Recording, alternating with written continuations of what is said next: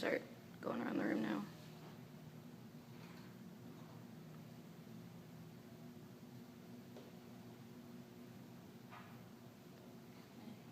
So there have been plenty of autobiographies about Steve Jobs, especially after his death. But how many of you guys have actually read any of them? Anybody in here? No? Okay, well, I've done some extensive research in order to find out some more information on him, and I was able to kind of condense things down and make a shorter biography to share with you guys today.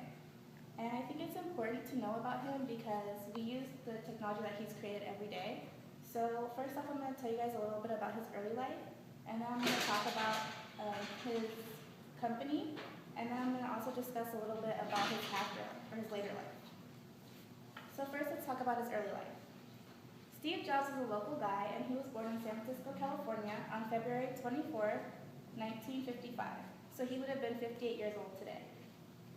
He was put up for adoption by his mother, Joanne Simpson, and his mother was a speech therapist, and his father was John Jandali, and he was a Syrian political science professor.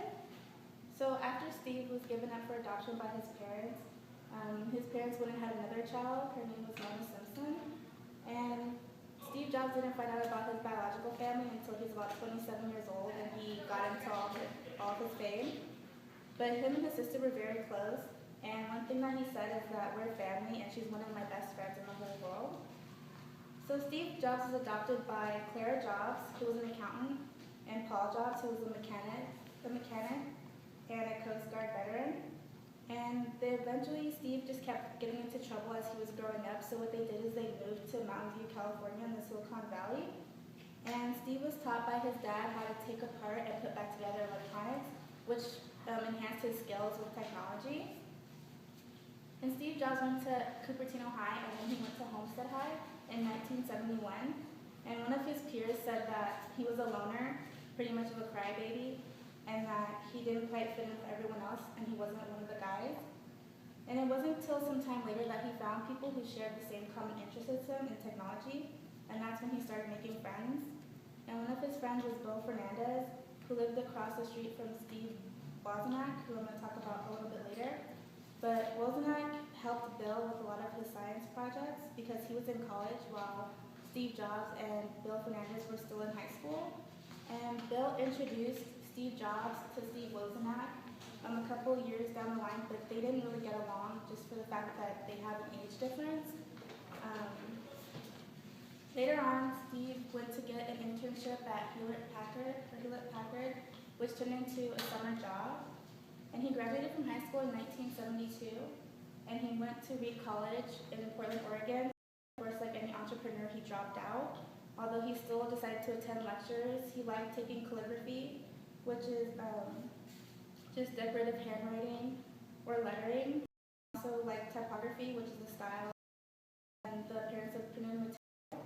He also did meditation throughout his college years, and meditating helped with his business. So speaking of his business, let's talk about how it started. So like I said, John later became friends, and they started a company called Apple Computer, and it started out of Steve Jobs' garage. And later on, they sold a lot of their things and like their favorite prized possessions just to make money in order to start their company.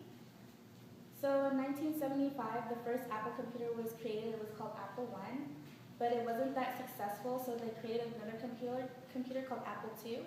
But it was successful, but it wasn't as good as IBM. So in the company, Wozniak was responsible for designing the computers and building them, while Steve Jobs was the face of Apple, and all he did was mainly market and promote the company. Eventually, their company began to flourish, and it was very profitable. So Steve Jobs felt that they needed a company for their president for their company. So he turned to John Scully of Pepsi-Cola to fulfill that position. And Scully thought Jobs was really hurting the company, so he decided to kick Steve Jobs out.